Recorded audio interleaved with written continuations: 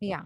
So we have today we have the introductory lecture of direct tax. Okay. It is all about direct tax.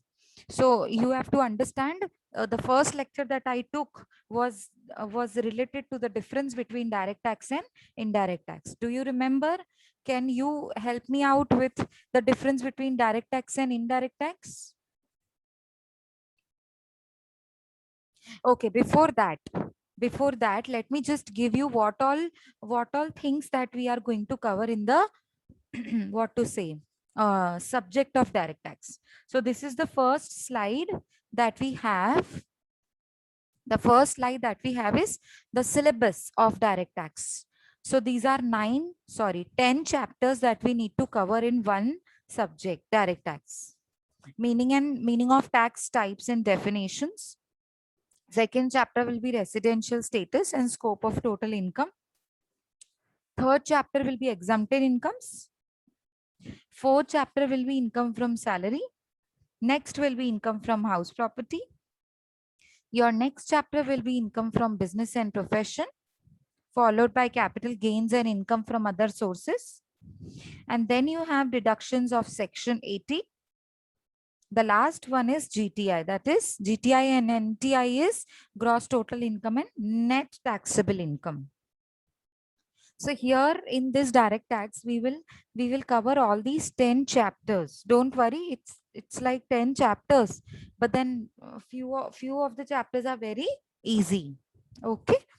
So let me quickly begin with the meaning of tax. As I have already discussed in the introductory part, tax is a compulsory contribution to state revenue. State revenue means income. So where government will get income from public. Therefore, it is a compulsory contribution of public, okay, towards the government. Okay, it is the contribution of public to the government for the welfare of public only. Okay, so it is levied by the government. Now, here in this subject direct tax, you will see many new subjects. Many new, what to say, words which sounds new for you, but then the meaning is literally easy for you to understand. So don't worry about that. मैं आपको words जो आपको difficult लगेंगे, I will explain the meaning of those words, because until you understand the meaning, you will not be able to, clear, understand the concept of the, what theory is being given to you. Okay. And yes, please remember everybody. I'm just मैं थोड़ा topic से बाहर आके बात कर रही हूँ. Attendance link जो दी जा रही है वो जो रोज की होगी वो अलग अलग लिंक होती है. ओके. जो रोज की अटेंडेंस की लिंक होती है वो अलग होती है. Different attendance link is given every day. So you need to come to the class every day and wait for the attendance link which is posted in the chat box every day in the lecture, and then you have to fill that attendance. जो हर day हर दिन की जो link होती है ना वो अलग अलग होती है. Mind that well. आपको लगेगा जो कल वाली लिंक है वो मैं ओपन करके देख लूं, तो वो कल वाली लिंक थी ना, वो आज वाली नहीं है. ठीक है, क्योंकि डेट्स अलग हैं, तो आपको अलग अलग फिल करना है. ओके. ठीक है, सबको क्लियर हुआ ये? Is that clear, Yes, everybody? Yes, ma'am. yes, ma'am. Okay. Now see, tax is a compulsory contribution to state revenue levied by. Now levied is a new word. So what do you mean by levied? Levied means charged. देखो, आप charge का मतलब पता है, पर levied का मतलब पता नहीं था. कोई बात नहीं, वर्ड्स की मीनिंग आप एक बार समझ लोगे ना तो आपको इजी हो जाएगा. So levied by government on the workers income. जो भी काम कर रहा है उसकी इनकम के ऊपर कौन चार्ज करेगा? गवर्नमेंट चार्ज करेगा. क्या? कंपल्सरी कंट्रीब्यूशन का मतलब टैक्स. अच्छा, किसी वर्कर की इनकम पे, किसी बिजनेसमैन के प्रॉफिट पे, किसी एम्प्लॉय की सैलरी पे, है ना, तभी तो इनकम होगी, तब तो टैक्स लगेगी. उसी को ही तो कहते हैं इनकम टैक्स. ओके. सो अब क्यों ये टैक्स भरी जाती है? For the welfare of society, मतलब जैसे गुड्स एंड सर्विसेज हम प्रोवाइड कर सकें लोगों को, जैसे रोड, फ्लाईओवर, ब्रिजेस प्रोवाइड कर सकें लोगों को, तो गवर्नमेंट को इसके लिए भी तो पैसा चाहिए ना. That is why. So tax is the money that people have to pay to the government. For example, taxes are paid to used to pay for people who work for the government. समझ में आ रहा है? अब taxes किसको पे करनी है? उन लोगों को जो गवर्नमेंट के लिए काम कर रहे हैं, such as military and police. वो गवर्नमेंट के लिए काम कर रहे हैं ना, तो उनको भी तो पैसा चाहिए, फीस चाहिए, सैलरी चाहिए. तो कहाँ से आएगी? गवर्नमेंट अपने जेब से तो नहीं निकालेगी. अब ये तो पब्लिक के सुरक्षा के लिए ये लोग रखे गए हैं, तो इसीलिए पब्लिक से ही कंट्रीब्यूशन लिया जाता है, थोड़ा थोड़ा थोड़ा थोड़ा सब निकालते हैं. प्रोवाइड कॉमा मतलब इसके अलावा और कौन कौन है जो गवर्नमेंट सर्विसेज प्रोवाइड करते हैं? Provide services such as education, health care, maintain, build things like road, bridges, sewers, flyovers, railway stations, airports. ये सब की रिस्पॉन्सिबिलिटी कौन लेता है बनाने की? गवर्नमेंट. अब गवर्नमेंट को फंड्स चाहिए, वो फंड्स कहाँ से आते हैं? लोगों से. लोग क्या पे करते गवर्नमेंट को? टैक्स. ठीक है. Taxation refers to the practice of the government collection money. So taxation is what? Taxation is a practice, is a process of collection of the money by the government. Collection मतलब हर किसी से आपका collect करने का responsibility बन जाता है, बिकॉज आप गवर्नमेंट हो. ठीक है. किससे कलेक्ट करना है? फ्रॉम इट्स सिटीजन टू पे from public for the public services. अगर आप इंडिया के सिटीजन हो तो आप टैक्स भरोगे. क्यों भरोगे? क्योंकि आपको ही तो आगे चल के पब्लिक सर्विसेज एंजॉय करनी है ना. That is why you have to pay taxes. So taxation is a practice of collection collecting money from citizens based on their earnings and property. कितनी आपकी अर्निंग्स है, कितनी आपकी प्रॉपर्टीज हैं, उस पर डिपेंड होगा आपकी व्हाट टू से टैक्सेस का burden.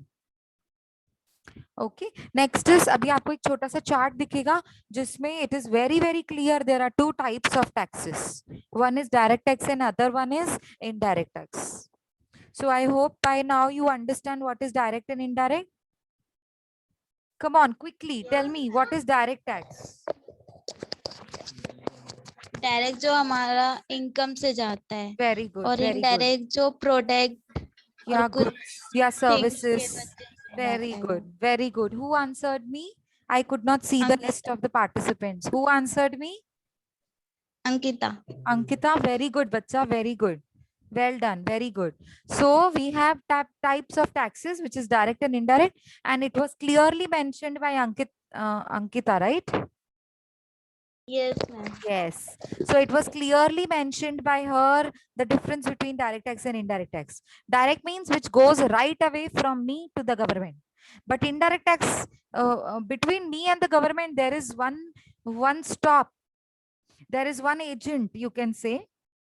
Okay. And he will remit the amount of tax which is collected from him. Okay. He is going to collect the tax from me. But then he is the one who is going to remit the tax to the government. So there is a link between me and the government. Now suppose direct tax. Take an example of income tax, which is our syllabus. When incidence and impact is on same person. Now what do you mean by incidence and impact? I am earning income of rupees 50,000 every month. So incidence means burden किसके ऊपर आया? Burden किसके ऊपर आया? Incidence and impact. सुनो मेरी बात ध्यान से. इंसिडेंस मतलब एक्चुअली मतलब बर्डन किसके ऊपर आ रहा है? बर्डन किसके ऊपर आ रहा है? मेरे ऊपर. कि मैंने इनकम अर्न की है ना, मुझे टैक्स भरनी है. अच्छा, ये डेट तक भरनी है. It is burden over my head. Impact, वाकई में कौन भर के आने वाला है? मैं. मेरी इनकम है तो मैं पड़ोसी को थोड़ी बोलूंगी मेरी टैक्स भर के आओ. नहीं, मैं नहीं भरनी है ना. गवर्नमेंट को पहुंचाने का काम कौन करेगा? मैं. बर्डन किसके ऊपर आया? मेरे ऊपर. So incidence and impact is on the same person, me. Okay. Is the point clear? Should I go to the next indirect tax? Yes, ma'am. Let's take indirect tax as an example of GST, which is currently running in the market.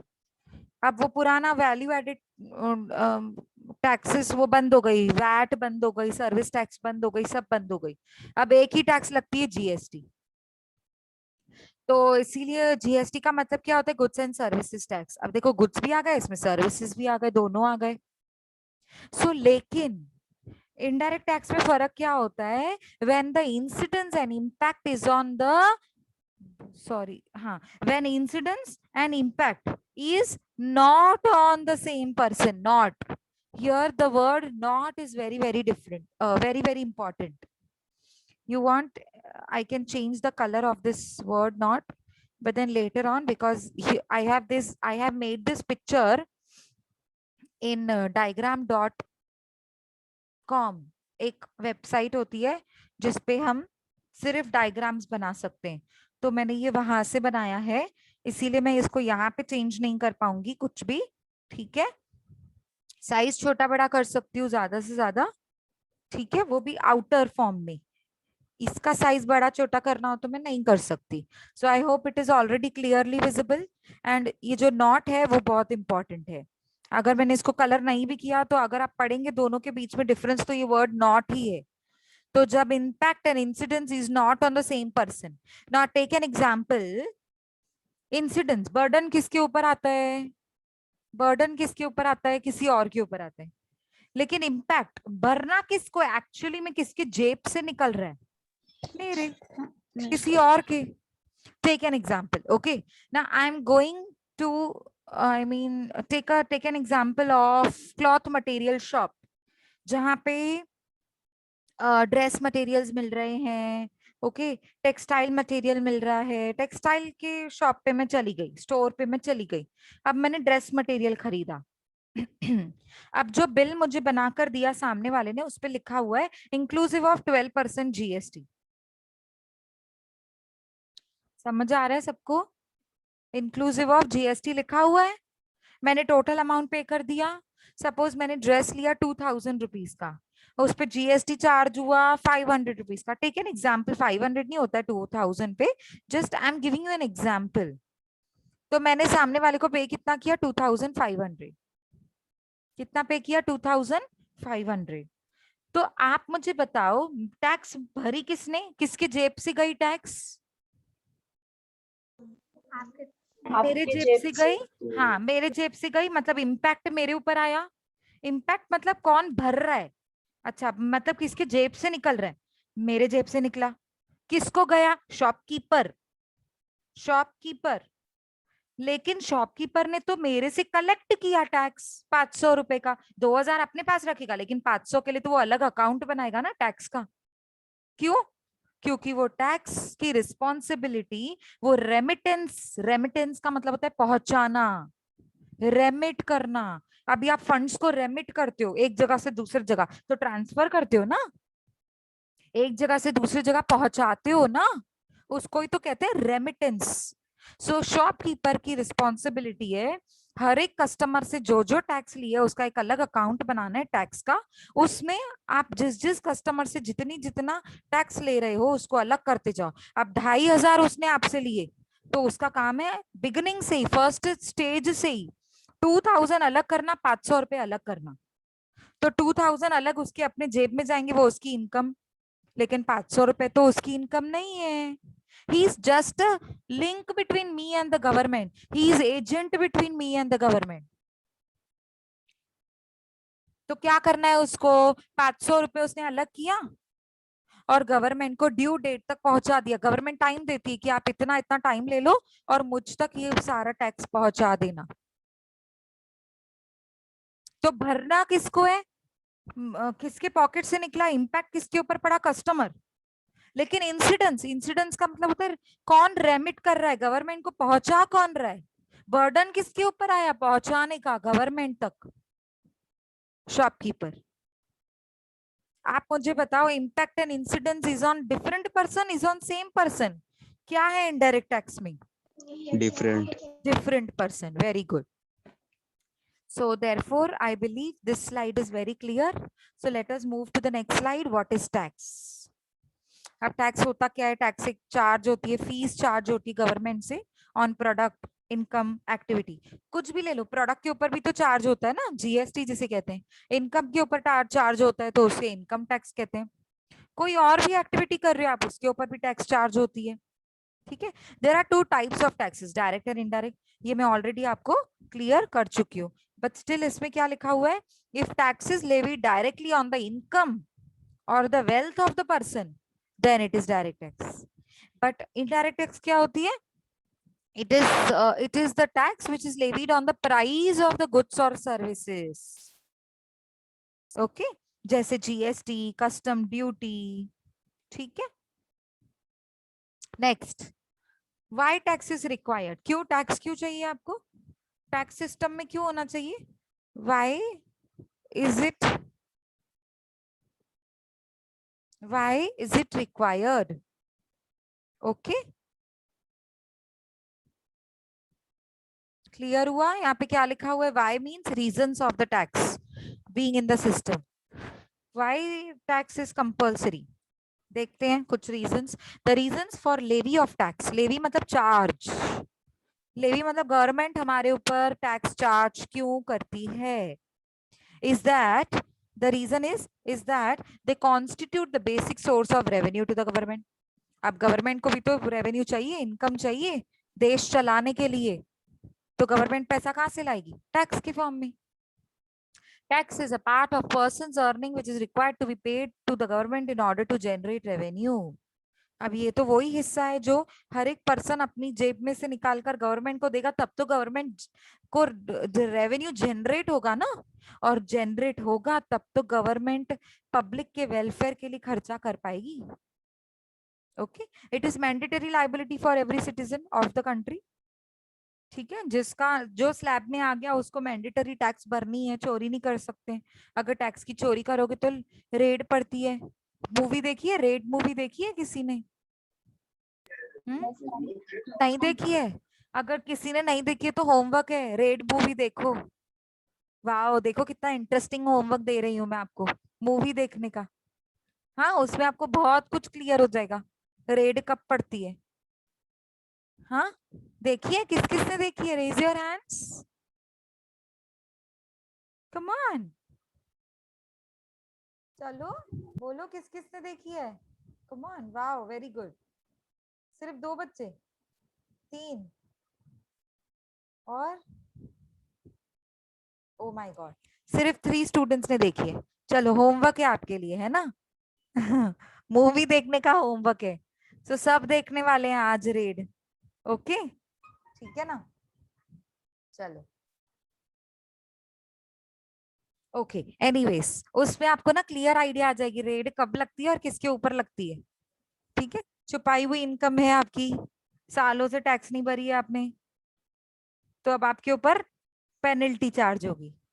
ठीक है, चलो अभी देखो आगे। Income tax is the main source of income for the government. अच्छा, अभी ये तो टैक्स की बात चल रही थी ना। टैक्स में से सबसे बड़ा पोर्शन जो चंक होता है वो गवर्नमेंट को कहां से आता है? Income tax. सबसे बड़ा पोर्शन टैक्स का गवर्नमेंट को कहां से आता है? इनकम टैक्स से। मतलब समझो बहुत सारी टैक्सेस होती है ना टैक्स में भी, जैसे GST, custom duty, income tax, wealth tax, और भी बहुत सारी टैक्सेस होती है, प्रॉपर्टी टैक्स, है ना? तो गवर्नमेंट को जो रेवेन्यू मिलता है ना, समझो गवर्नमेंट को टैक्सेस से रेवेन्यू मिला 10 करोड़ रुपए। गवर्नमेंट को सारी टैक्सेस को मिलाकर गवर्नमेंट को रेवेन्यू मिला कितना? 10 करोड़ रुपए। उस 10 करोड़ का 90% जो हिस्सा होता है ना, वो इनकम टैक्स का हिस्सा होता है। इतना बड़ा पोर्शन होता है इनकम टैक्स। देयरफॉर जो हम पढ़ने वाले हैं ना, वो इनकम टैक्स ही पढ़ने वाले हैं हमारे सिलेबस में, which is very very important. मतलब आपने अगर इनकम टैक्स पढ़ लिया ना, मतलब समझो टैक्स का 90% हिस्सा आपको समझ में आ गया। Okay, tax money is used in initiating various welfare and other activities. इसका मतलब है गवर्नमेंट को जब वेलफेयर कर पब्लिक वेलफेयर की एक्टिविटीज में इन्वॉल्व होना होता है, उसके लिए जो फंड्स चाहिए होते हैं वो टैक्स में से यूज किए जाते हैं. ओके, नेक्स्ट इज मैम हाँ जी. मैम आपकी वॉइस बहुत स्लो आ रही है. स्लो आ रही, अभी आ रही है? No ma'am. ओह, एक मिनट रुको. सबको स्लो आ रही है क्या? यस मैम, मुझे भी आ रही थोड़ा बहुत स्लो। अच्छा, अभी देखो, अब आवाज आ रही है ठीक से? अब आवाज आ रही है? Yes ma'am. Okay, okay. So we are studying about the reasons of tax being in our system. Just a minute, let me just correct this mistake. Yeah. Okay. So now there are few more reasons providing healthcare facilities. Now, if government wants to provide free healthcare facilities, for that also government need funds. Providing education through government schools where fees is negligible. Free education is provided at government schools, no? Now, how is that provided? Teachers will take the salary from now government will pay salaries to teachers, but from where government will pay? From where government will pay? From the taxes. Okay. Subsidies on cooking gas, fertilizers and other essential commodities. जो जिनके घर बिल्कुल मुश्किल से चलते हैं, तो उन ऐसे लोगों को सब्सिडीज दी जाती हैं गवर्नमेंट के जरिए. So maybe in the form of free cooking gas, fertilisers for maybe agriculturalists, farmers. ठीक है. एसेंशियल कमोडिटीज जो खरीद नहीं सकते हैं उनके लिए फ्री में सब्सिडीज डालना. सब्सिडीज डालना मतलब सस्ते में देना, जैसे राशन मिलता है. Okay. Salaries and pension to lakhs of government of employees, है ना. गवर्नमेंट एम्प्लॉइज को सैलरीज एंड पेंशन दी जाती है ना, तो वो भी तो टैक्सेस में से ही दी जाती है. और कहाँ से देती है government? National security and infrastructure development. अब आप नेशनल सिक्योरिटी मतलब जैसे आर्मी है, ओके, मिलिट्री है, सोल्जर्स हैं, उनको भी तो पेमेंट करनी है गवर्नमेंट को. सो वो कहाँ से लाता है गवर्नमेंट पेमेंट करने के लिए? फंड्स कहाँ से लाए जाते हैं? टैक्सेस में से. क्योंकि वो सिक्योरिटी, देश की सिक्योरिटी के लिए वो लोग रखे गए हैं ना. And infrastructure development, road, bridges, flyover, railway station, airports, ये इंफ्रास्ट्रक्चर में आ गया ना.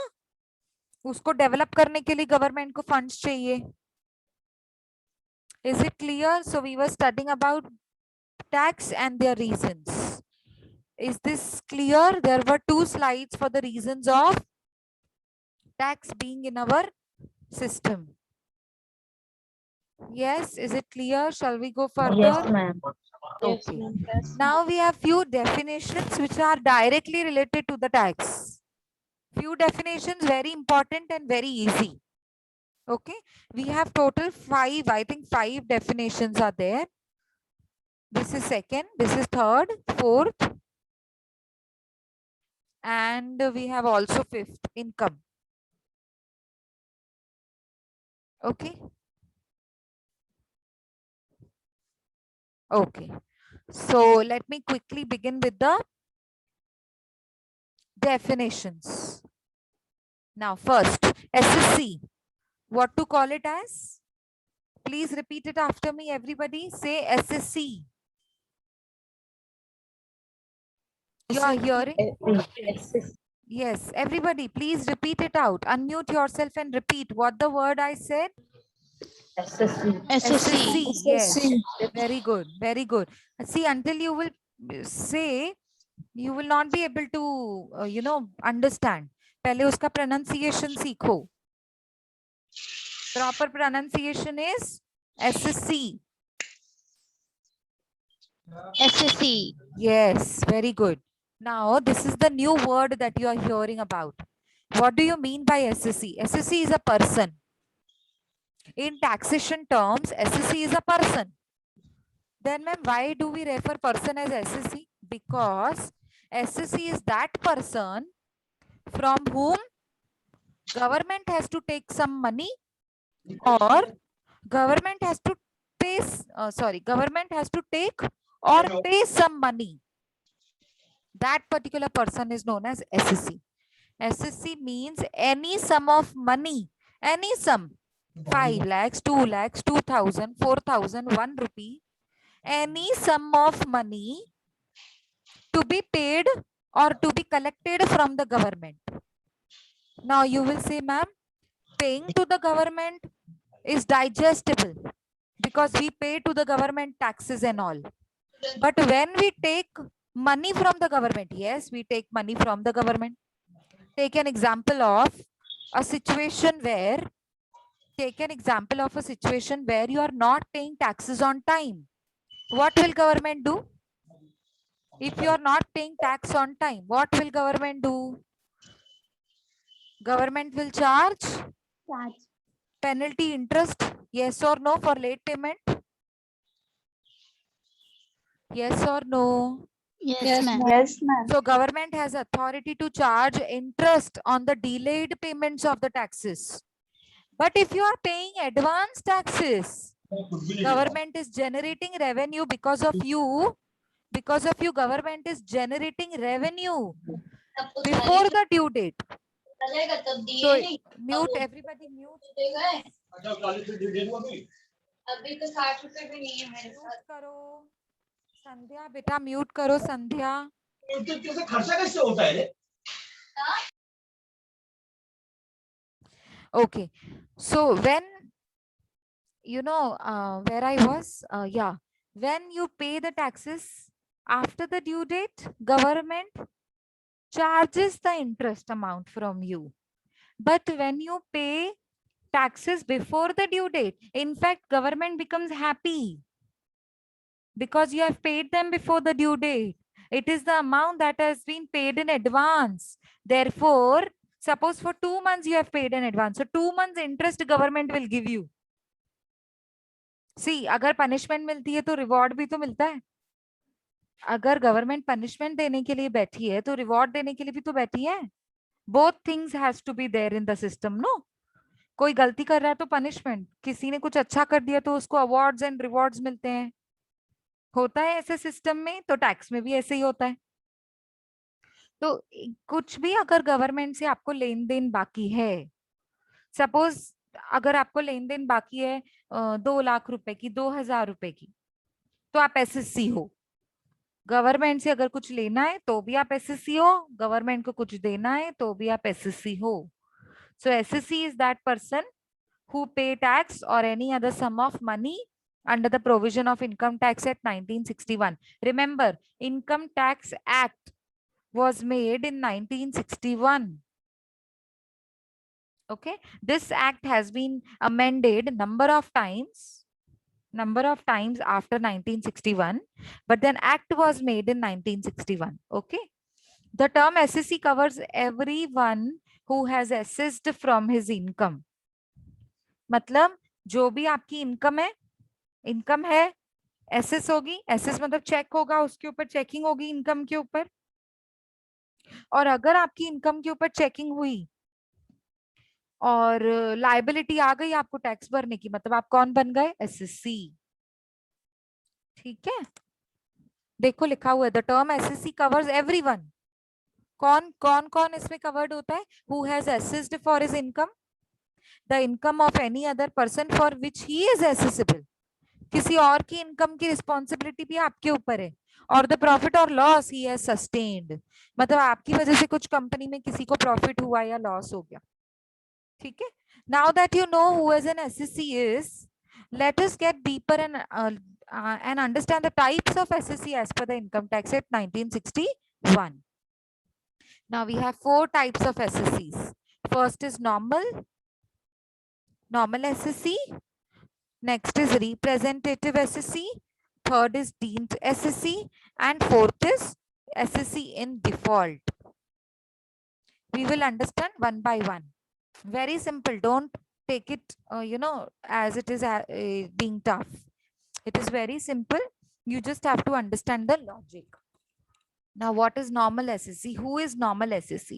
Normal SSC मतलब जो फाइनेंशियल ईयर में जिसको लाइबिलिटी है कि मुझे टैक्स पे करनी है गवर्नमेंट को या गवर्नमेंट से मुझे कुछ लेना है, वो नॉर्मल एसएससी है। फर्स्ट लाइन आपको बता देगी, देखो, read out the first line. An individual who is liable to pay the taxes for income earned during a financial year, who is liable to pay the taxes for the income earned during the financial year. मतलब आपने जो financial year में, suppose आपने 10 लाख रुपए कमाई थी, उसमें से 1 लाख रुपए आपको गवर्नमेंट को टैक्स भरनी पड़ेगी, लाइबिलिटी आ चुकी है, तो आप बन गए ना नॉर्मल एसएससी। ठीक है, every individual who has earned any income, किसी भी इंडिविजुअल ने अगर इनकम अर्न की है या लॉस इनकर किया है during the financial year, previous financial year मतलब पहले वाला, are liable to pay the taxes to the government in the current financial year. But let me tell you what practically happens. Practically what happens? Loss पे कभी tax नहीं भरते हैं, profit पे tax भरते हैं। यहाँ पे डेफिनेशन के हिसाब से लिखा हुआ है कि इनकम अर्न किया या लॉस इनकर किया। अब यहाँ पे आप बोलोगे मैम फिर लॉस के लिए लिखा क्यों है जब लॉस पे टैक्स नहीं भरते हैं तो, पर सेट ऑफ तो होता है ना लॉस। चलो एक एग्जाम्पल ले लो, सेट ऑफ का मतलब क्या होता है, एक एग्जाम्पल से बताती हूँ। सपोज आपका बिजनेस का जो फर्स्ट ईयर था उसमें आपने 10 लाख रुपए कमाए, अब जो नेक्स्ट ईयर था उसमें आपने 2 लाख रुपए का नुकसान कर दिया, बिजनेस में लॉस हो गया। तो फर्स्ट ईयर में 10 लाख कमाए थे और नेक्स्ट ईयर में 2 लाख गवाए, तो मतलब एक्चुअली कितना कमाया, एक्चुअल में आपने अर्निंग कितनी कमाई, 8 लाख। यस, तो हुआ ना लॉस सेट ऑफ। आपने 10 लाख में से 2 लाख सेट ऑफ किया, ये गवर्नमेंट आपको परमिशन देती है सेट ऑफ करने की। सेट ऑफ, एडजस्ट करो अपना लॉस अपने पुराने प्रॉफिट से एडजस्ट करके मुझे बताओ फाइनल प्रॉफिट कितना आया, गवर्नमेंट आपसे पूछती है। अच्छा कितना प्रॉफिट आया, 8 लाख रुपए आया ना, चलो कोई नहीं, 10 लाख पे टैक्स नहीं भरनी, 8 लाख पे तो भरो। हम समझ रहे हैं आपका 2 लाख का नुकसान हुआ है, ऐसा गवर्नमेंट बोलती है। जब आप अपना पूरा चिट्ठा लेके जाते हो बिजनेस का, बिजनेस का चिट्ठा क्या होता है, financial statements, trading account, PNL account, balance sheet.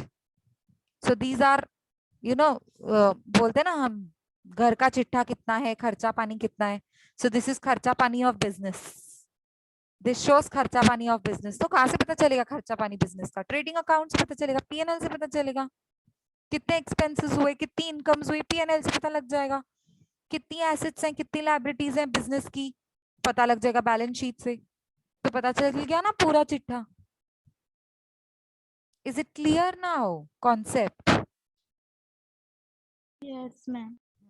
ठीक है, अभी आगे देखो एक छोटा सा एग्जाम्पल भी दिया हुआ है।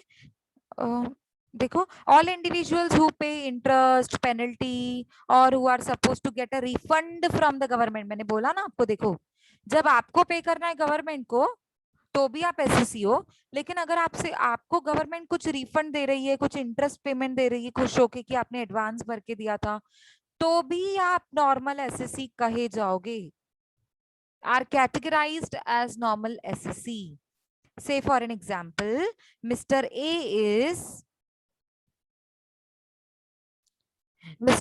is salaried individual.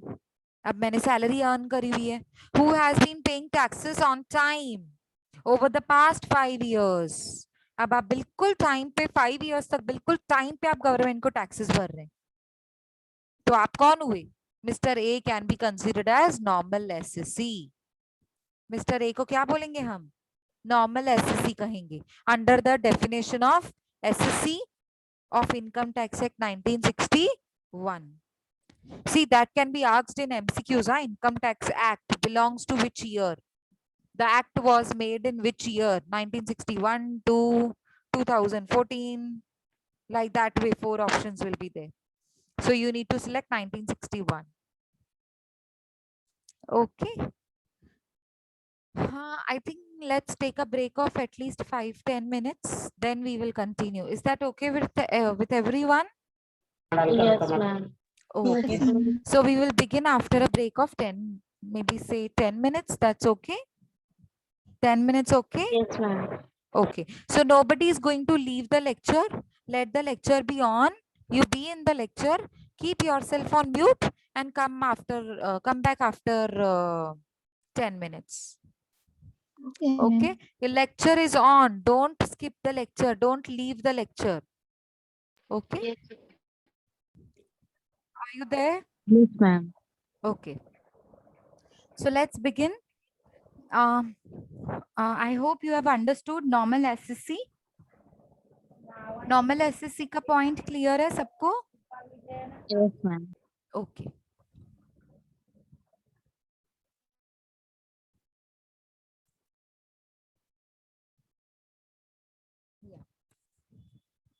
So next we have is representative SSC.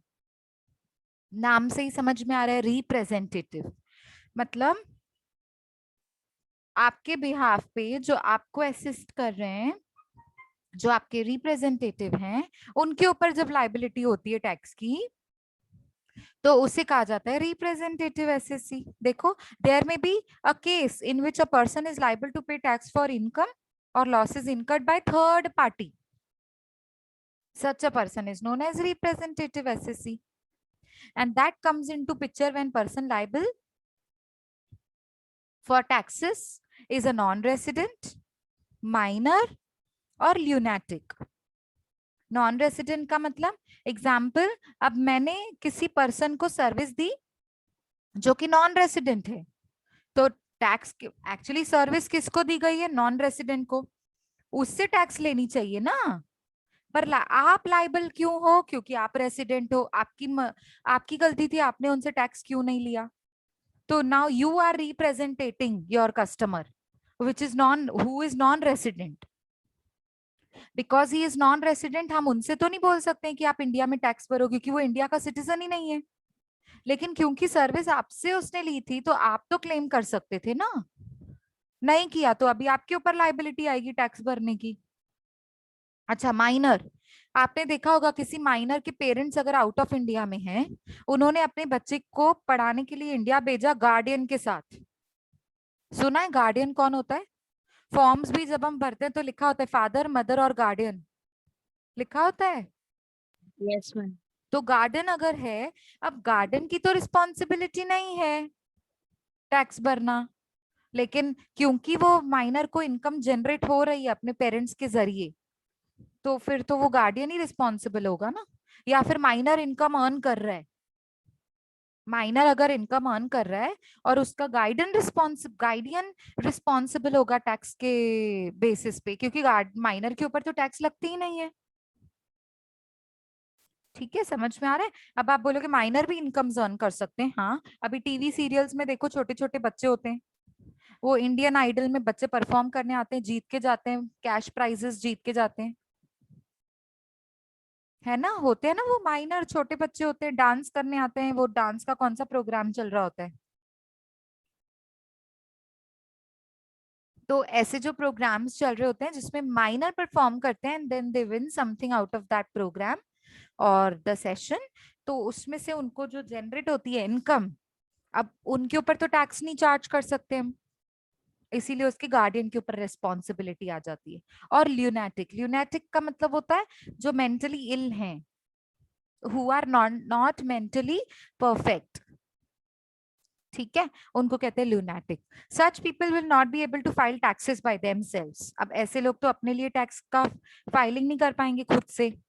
The people representing them can either be an agent or a guardian. या एजेंट होके आप उनके टैक्स फाइल कर सकते हैं या गार्डियन बनके. ठीक है, consider this case of mister X. He has been residing abroad. Mister X कहाँ रहते हैं? अब्रॉड में, for past 7 years. However, he receives rent of 2 house properties he owns in India. उसको इनकम जनरेट हो रही है ना इंडिया से, so he is liable to pay the tax. Now, because he is living outside India, अब government mister x को तो नहीं पकड़ सकती क्योंकि वो इंडिया से बाहर रहते हैं, पर क्योंकि इनकम तो उसको इंडिया से मिल रही है ना, तो टैक्स भी उसको इंडिया में भरनी चाहिए. पर अभी रूल्स के हिसाब से वो सिटीजन तो है नहीं, तो सिटीजन के ऊपर ही टैक्स चार्ज होती है. इसीलिए उसको एक रिप्रेजेंटेटिव अपॉइंट करना पड़ेगा इंडिया में, who can file the taxes in India. for him. So he takes the help of relative Mr. Y to file the taxes in India. In this case, Mr. Y acts as a representative SSC. So SSC कौन होगा? Actually तो SSC कौन है? जिसकी income है Mr. X, जिसको tax पे करनी है Mr. X. But for on behalf of X, who is going to file the tax and pay the tax? Mr. Who is going to do it on behalf of Mr. X? Come on, quickly. जो पढ़ा उस वो ही पूछ रही हूँ. Representative, ma'am. Very good. Representative. और वो कौन है? कौन है Mr. X का representative कौन है? Mr. Y. Very good. Mr. Y. Okay. If assessing officer plans to investigate the tax filing, Mr. Y will be asked to provide the necessary documents as he is the guardian of property and represents Mr. X. तो कभी भी किसी assessing officer को questions पूछने होंगे tax से related या income से रिलेटेड, तो वो मिस्टर एक्स से नहीं पूछेंगे, मिस्टर वाई से पूछेंगे. क्यों? क्योंकि Mr Y is the guardian of the property. कौन देख रहा है सारी प्रॉपर्टीज को? मिस्टर एक्स की प्रॉपर्टीज को मिस्टर वाई. और वो मिस्टर एक्स का रिप्रेजेंटेटिव है ना. So Mr Y has to answer all the questions asked by assessing officer. Okay, next is deemed assessee. अब देखो ये दो हो गए, नॉर्मल एंड रिप्रेजेंटेटिव हो गया. अब डीम्ड एसएससी. अब ना पहले आप ये समझ लो डीम्ड का मतलब क्या होता है. डीम्ड मतलब समझा जाता है, अज्यूम किया जाता है, जिससे है नहीं पर अज्यूम करेंगे. एसएससी है नहीं पर हम उसको अज्यूम करेंगे. ये कब होता है? माइनर के केस में गार्डियन, ल्यूनैटिक के केस में गार्डियन. ल्यूनैटिक मतलब जो परफेक्ट मेंटली इल है. ओके, तो वो खुद को ही नहीं संभाल पा रहा है, तो और अगर उसकी पेंशन जनरेट हो रही है, समझो वो ओल्ड एज में चला गया और अभी उसका दिमाग काम नहीं कर रहा है ठीक से, वो उसका mentally he is not okay, fine, okay, then what he has to do, he मतलब उसकी जगह पे जो गार्डियन होगा उसको संभालने वाला, वो उस एक्चुअली तो देखो इनकम जनरेट किसको हो रही है? माइनर को, ल्यूनैटिक को. तो एक्चुअली तो लूनाटिक और माइनर है वो एसएससी है ना, पर यहाँ पे गार्डियन को क्यों आप पकड़ रहे हो एसएससी? सो इसीलिए उसको डीम्ड एसएससी माना जाता है. अज्यूम किया जाता है कि इनकी जगह पे ये हैं, तो इसीलिए इनको डीम्ड एसएससी लिया जाता है. Okay, an individual might be assigned the responsibility of paying taxes by legal authorities, and such individuals are called as deemed SSC. मतलब आप एज अ लीगल अथॉरिटी, मतलब जैसे एग्जांपल ले लो, ग्रैंडफादर है तो उनका जो ग्रैंड सन है, ओके, वो रिस्पॉन्सिबिलिटी ले रही है. ठीक है, तो ऐसे पर्सन को बोलेंगे. जबकि इनकम किसकी है? ग्रैंडफादर की. पेंशन जो आ रही है वो किसकी आ रही है? Grandfather. But now he is not mentally fit to file the taxes, to show everything to the government, to answer the assessing officer. He is not able, he is not in that position. He is not able to do that. Therefore, somebody else will do it on behalf of him. And therefore, that particular person will be known as deemed SSC. So the eldest son, सबसे बड़ा जो बेटा है, or a legal heir of a deceased person. Disease मतलब जिसकी death हो गई, उसका लीगल हेयर. जैसे ग्रैंड फादर की डेथ हो गई तो फादर, फिर फादर की डेथ हो जाती है तो सन आता है. तो legal heir of the deceased person who has expired without writing a will. अभी विल तो उन्होंने लिखी नहीं थी, तो विल नहीं लिखी होती है तो किसके पास जाता है? फादर का विल किस लिखा नहीं है फादर ने, किसको मिलेगा ऑटोमेटिकली? सन को. समझा? ठीक है. द एग्जीक्यूटर मतलब जो आगे काम चलाने वाला है, डेथ हो जाने के बाद जो आगे काम चलाएगा, बिजनेस चलाएगा, इनकम जनरेट करेगा. The executor or a legal heir of the property of a deceased person who has passed on his property to the executor in a writing. या फिर अगर वो राइटिंग में लिख के गया है कि ये प्रॉपर्टी मेरे बेटे को देनी है, मेरे 4 बेटों के हिस्से में डालनी है इतनी इतनी प्रॉपर्टी, चारों को इक्वल हिस्सा देना है, ऐसा विल में लिख के गया राइटिंग में. द गार्डियन और अ ल्यूनैटिक, एन इडियट और अ माइनर. इडियट मतलब यहाँ पे इडियट का मतलब क्या है? जो मेंटली फिट नहीं है ना, जो पागलों जैसी हरकतें करते हैं, वैसे इडियट उसके लिए कहा गया. ओके, जो मतलब मेंटली फिट नहीं है उन्हें कहा गया। The agent of a non resident, अभी अभी बताया था मैंने, नॉन रेसिडेंट है तो उसके ऊपर टैक्स नहीं चार्ज कर सकते, इसीलिए एक एजेंट अपॉइंट करना पड़ेगा इंडिया में, who can assess all his income, assess मतलब चेक करना और फिर देखना कि कितनी टैक्स उसकी आ रही है, मतलब लाइबिलिटी कितनी आ रही है। Take for an example mister P, mister की पी के पास है ना एक कमर्शियल बिल्डिंग है, मतलब जहाँ पे ऑफिसेज होती है ना, सारी कंपनीज होती हैं, ऑफिसेज होती है, बांद्रा कुर्ला कॉम्प्लेक्स चले जाओ आप, उधर बहुत बड़ी बड़ी बिल्डिंग्स दिखेंगी आपको, स्काई स्क्रैपर्स बिल्डिंग्स, बहुत बड़ी बड़ी 20 फ्लोर्स की, 40 फ्लोर्स की। अब उसके अंदर है ना कोई रहने नहीं जाता है, रेसिडेंशियल नहीं है वो, कमर्शियल है। कमर्शियल मतलब उसके अंदर आप जाओगे ना तो एवरी फ्लोर पे आपको 2-4 ऑफिसेज दिखेंगी, कंपनीज दिखेंगी आपको। समझ आ रहा है मैं क्या बोल रही हूँ? कमर्शियल बिल्डिंग का मतलब समझ में आया? Come on Yes, quickly. हाँ ठीक है, ठीक है। तो mister P owns a commercial building from which he earns rental income. अच्छा, हर कंपनी से वो क्या लेते हैं? रेंट लेते हैं।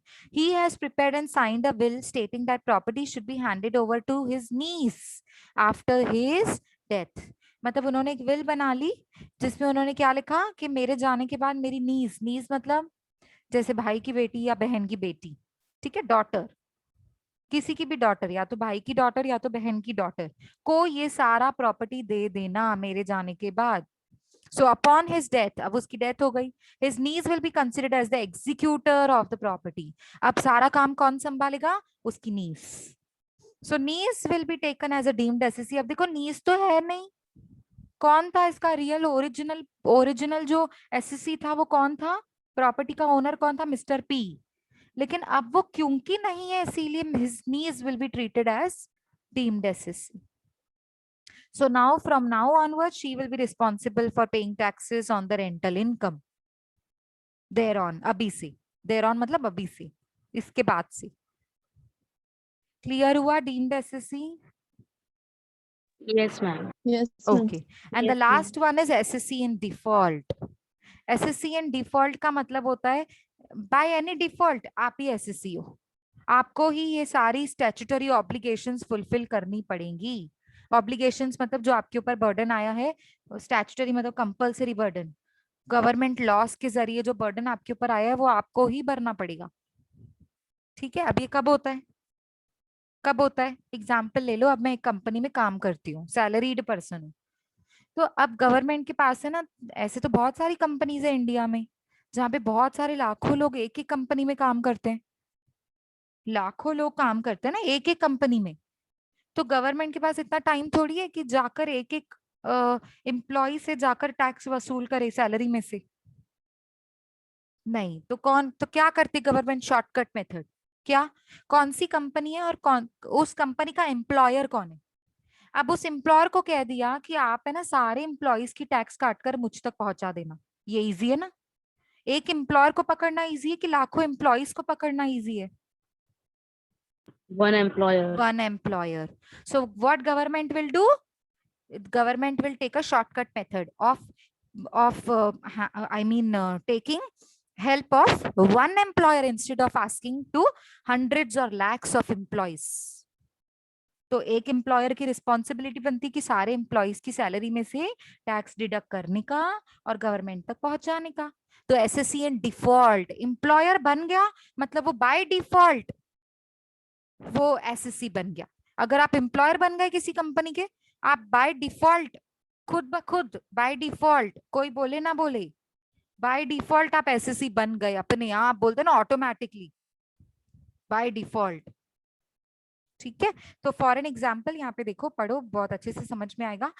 N employer is suppose to deduct the taxes from the salary of his employees before disbursing the salary. Disbursing मतलब देना, आपके अकाउंट में पहुंचाने से पहले मुझे सैलरी में से टैक्स डिडक्ट करनी है। he is then मतलब he मतलब employer is then required to pay the deducted tax to the government by a specified due date।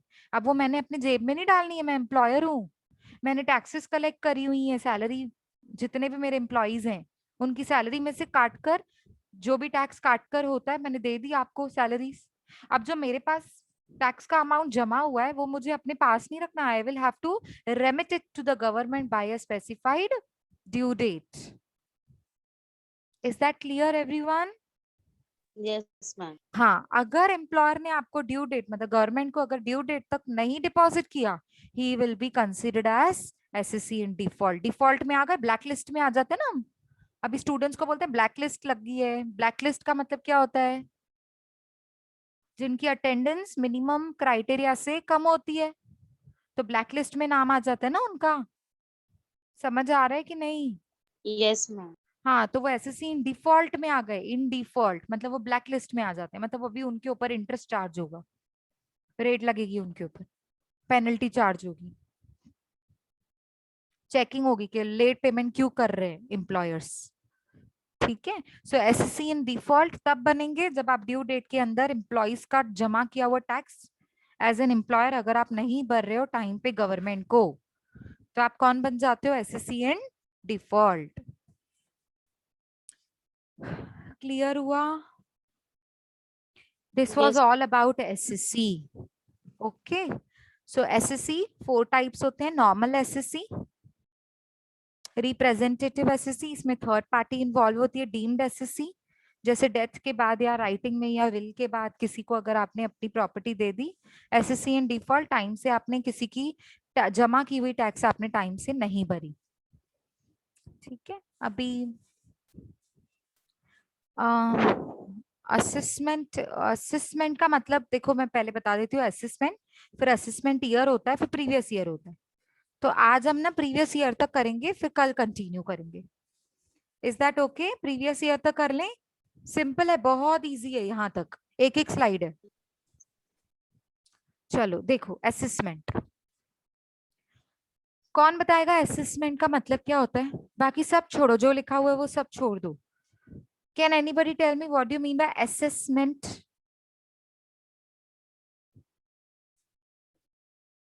It comes Ma'am. under section 2 subsection 8. Yes, tell me bachcha. Yes, somebody was saying something. You can add your definition. Come on, tell me. एक word में मुझे बताओ assessment का मतलब क्या होता है आपके हिसाब से? Evaluate. Evaluate. Very good. Very good. Who answered me? Satyam. Satyam. Very good. Very good. Satyam answered me. Evaluation, checking, scrutinization. Very good. Assessment का मतलब evaluate करना, check करना, scrutinize करना. मतलब scrutinize का मतलब होता है deep checking. अच्छे से पूरा छानबीन करके बोलते हैं ना, छानबीन करके देख लिया इसकी इनकम कितनी है, वो उसको बोलते हैं असेसमेंट. कौन करता है ये? Assessing officer. ठीक है. देखो, this is a procedure by which income of an assessee is determined by an assessing officer. अब मैं तो बोल रही हूँ मेरी इनकम 1 लाख रुपए, पर गवर्नमेंट को कैसे पता चलेगा सच में 1 लाख है कि नहीं? तो वो चेक किया जाता है. किसके जरिए चेक करती है government? Assessing officer.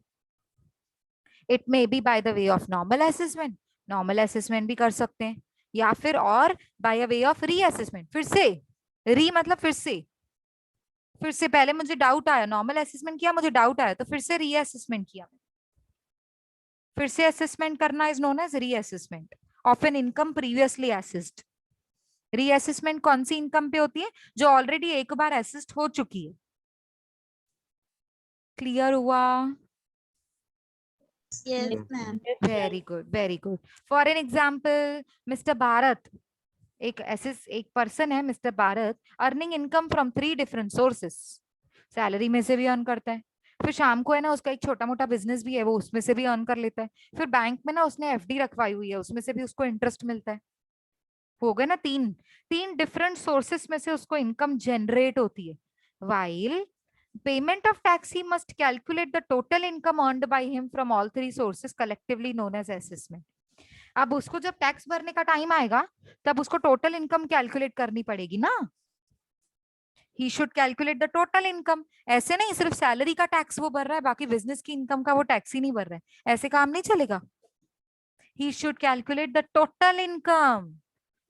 From bank FD interest मिला, फ्रॉम सैलरी इतना मिला, from business part time business जो मैंने शाम से लेकर रात के 10 बजे तक ओपन करके रखा है उसमें से मुझे इतनी इनकम जनरेट हुई. तीनों इनकम को मिलाकर, all the three sources collectively, तीनों इनकम्स को मिलाकर जो असेसमेंट होती है ना, जो जो चेकिंग होती है ना, उसे कहते हैं असेसमेंट। मतलब एक साथ पूरा आपको क्या बोलते हैं इसको, व्हाट टू से, जितनी भी इनकम्स आपने अर्न की हैं वो सबका कैलकुलेशन एक साथ आपको लेकर टोटल इनकम निकालना है। उस टोटल इनकम को एसेस करेगा ऑफिसर, ठीक है, उसे कहते हैं assessment. Next, assessment year and previous year. नाम से थोड़ा बहुत तो समझ आ रहा है प्रीवियस ईयर क्या होता है, ये थोड़ा बहुत तो समझ आ रहा है प्रीवियस ईयर, ठीक है, लेकिन असेसमेंट ईयर क्या होता है, चलो पहले मैं प्रीवियस ईयर बता देती हूँ, फिर असेसमेंट ईयर अपने आप समझ आ जाएगा। कोई बताएगा प्रीवियस ईयर का मतलब क्या होता है? नीचे पढ़ो मत कुछ भी, जो भी लिखा हुआ है आप मुझे खुद से बताओ। प्रीवियस, अब ये तो बहुत इंग्लिश, बहुत आपको तो खुद ही समझ में आ रहा होगा इंग्लिश में, जो प्रीवियस ईयर लिखा हुआ है उसका मतलब क्या है? बीता हुआ साल में। वेरी गुड, बीता हुआ साल। वेरी गुड, पिछला साल। Previous year means the one which have been past, okay, the past year, one which has passed, the last year, you can say the last year, the past year। अच्छा, अब tax में previous year क्या होता है? Section 3 बोलता है, section 3 बोलता है what is previous year according to income tax act. The previous year is a period of 12 months beginning from April 1 to 31st March। सबसे पहली बात तो याद रखो, जब भी टैक्स करो, जब भी अकाउंट्स करो, तो अकाउंटिंग ईयर क्या होता है? अकाउंटिंग ईयर क्या होता है? अप्रैल से शुरू होता है, मार्च में खत्म होता है, ना कि जनवरी से शुरू होता है, दिसंबर में खत्म होता है। हमारा इंडियन अकाउंटिंग ईयर क्या है? Which begins from, yes, 1st April to very 31st good, March। very good, very good, begins from 1st April to 31st March। तो यही वो ईयर है जो हमारा प्रीवियस ईयर होता है, लेकिन 11:30। ये तो मंथ्स लिखे हुए हैं, अप्रैल 1st to 31st March। Mute करो सारे, आंसर देकर म्यूट कर दो, थैंक यू। अभी देखो, ये तो डेट और मंथ लिखा हुआ है ना, अप्रैल 1st to 31st March, पर डेफिनेशन तो प्रीवियस ईयर का है, तो ईयर कहाँ आया इसमें? आया, रुको 2 मिनट रुक जाओ। अभी आप कौन से ईयर में हो? 21-22 बराबर। You are here on the year of 21-22। तो 21-22 को जो पहले गया, 21-22 के जो पहले गया वो कौन सा ईयर था? 2020-21। yes or no? 2020-21। Yes. yes, so that 2020-21 is previous year for you। जो लास्ट ईयर में टैक्स पढ़ रहे थे वो 2020-2021 उनके लिए असेसमेंट ईयर था, तो प्रीवियस ईयर क्या था? 2019-20। अब समझ में आया प्रीवियस ईयर क्या होता है? Yes, ma'am. yes, but 12 months का ही होता है वो। हाँ, अभी एग्जाम्पल ले लो, एग्जाम्पल क्या, रियलिटी में आपका प्रीवियस ईयर क्या है? अभी जो करंट में अभी हम सब जो रह रहे हैं, हमारे लिए प्रीवियस ईयर क्या है? सबके लिए 2020-21।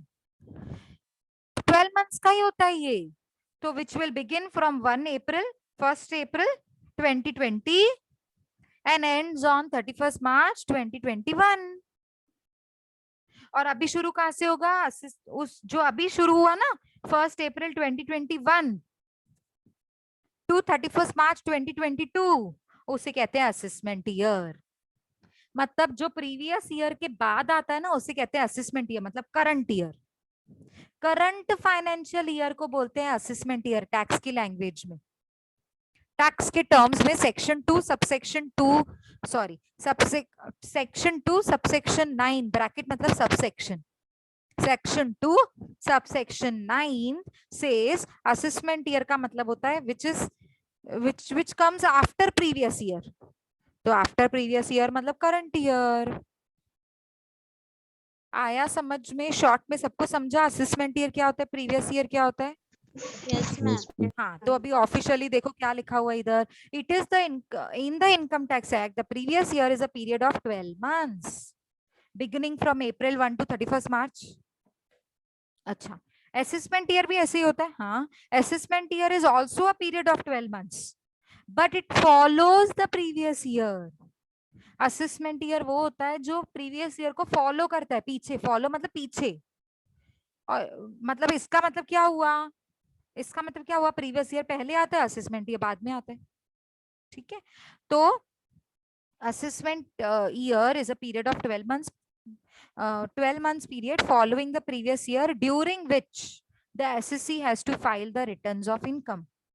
असेसमेंट ईयर में ही तो वो इनकम को एसेस करेगा ना, चेक करेगा कितनी इनकम कमाई मैंने प्रीवियस ईयर में. अब आपने जो इनकम लास्ट ईयर कमाई है, उसकी वो सारी इनकम का असेसमेंट कभी होगा, चेकिंग कभी होगी, अभी प्रेजेंट में, आज असेसमेंट ईयर में. तो previous year is the year in which income is earned. Please ध्यान से सुनो थर्ड पॉइंट.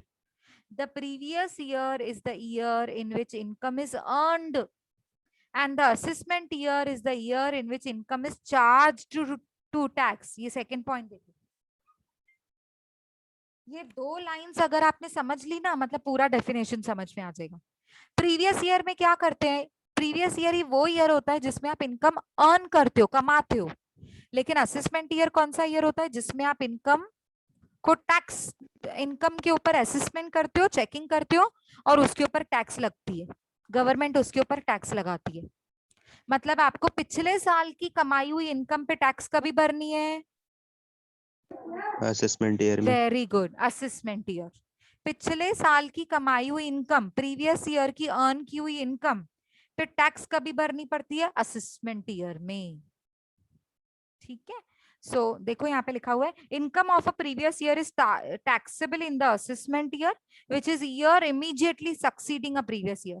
असेसमेंट ईयर वो होता है जो इमीडिएटली मतलब तुरंत जो फॉलो करता है, सक्सीडेडली. इमीडिएटली सक्सीडिंग मतलब बिल्कुल उसके पीछे आता है, प्रीवियस ईयर के बिल्कुल पीछे आता है assessment year. Immediately succeeding a previous year, उसको बोलते हैं असेसमेंट ईयर. और असेसमेंट ईयर में उस इनकम पे टैक्स चार्ज की होती है जो इनकम आपने प्रीवियस ईयर में अर्न करी है. Therefore, the previous year is the year in which income is earned. For example, आपके लिए अभी प्रीवियस ईयर क्या हो जाएगा, समझो, चलो एग्जाम्पल के हिसाब से देख लो, चलो कोई बात नहीं. For the previous year 1819, the assessment year will be 1920. अगर मैं बोलूं प्रीवियस ईयर 1415 है, तो असेसमेंट ईयर क्या होगा, आपसे पूछ रही हूं मैं. अगर प्रीवियस ईयर, 2021. नहीं, मैंने क्या पूछा, ध्यान से सुनो. अगर मैंने कहा प्रीवियस ईयर 1415 है, 2014 2015, तो असेसमेंट ईयर क्या होगा, 15-16. Very good, 15-16, very good. अच्छा, अगर मैं आपसे पूछूं अगर असेसमेंट ईयर 16-17 है, तो प्रीवियस ईयर क्या होगा, 15-16. 15-16, 15-16. Very good. मतलब समझ में आ गया आपको. अब देखो असेसमेंट ईयर में क्या लिखा हुआ है, assessment year is the year in which one files the income tax returns of the year prior to it. मतलब जब आपने इनकम अर्न की थी उसके नेक्स्ट ईयर में जब आप आएंगे तब इनकम के ऊपर फाइलिंग करेंगे. फाइलिंग मतलब एसेसिंग करेंगे. It is the year in which income that one has earned in the financial year that is just ended, मतलब जो फाइनेंशियल ईयर अभी अभी खत्म हुआ, जिसको हम प्रीवियस ईयर के नाम से जानते हैं, उसमें आपने कुछ इनकम अर्न की थी, तो असेसमेंट ईयर में आकर आप उसको इवैल्यूएट करते हो. ठीक है, चेक करते हो उसको. It is the year in which income earned is charged to tax. It is very very important. यहाँ पे आकर आप पिछले साल की कमाई हुई इनकम पे टैक्स भरते हो. एग्जाम्पल ले लो, assessment year is a year in which assessment year is a year which commences on 1st April 2020 and ends on 31st March 2021. लेकिन आपके लिए असेसमेंट ईयर क्या है, चलो मैं यहाँ पे चेंज करती हूँ, आप मुझे बताएंगे आपके लिए असेसमेंट ईयर शुरू कभी से हुआ, 2020. 1st April 2021 and ends on 31st March 2022. अभी आया नहीं है 22, पर असेसमेंट ईयर तो चल रहा है ना, करंट ईयर तो चल रहा है ना, तो खत्म कब होगा, इट इज इन फ्यूचर. खत्म कब होगा, 31st March 2022. Okay, Income of an assessee earned in the previous year 1920 is assessed in the assessment year 2021. अब आपने इनकम कब अर्न की थी? प्रीवियस ईयर में. समझो प्रीवियस ईयर है 1920, तो उसकी उस इनकम पे असेसमेंट कब होगी? असेसमेंट ईयर में. और 1920 के लिए असेसमेंट ईयर कौन सा है? 2021. Very good, 2021, and that's what is written here.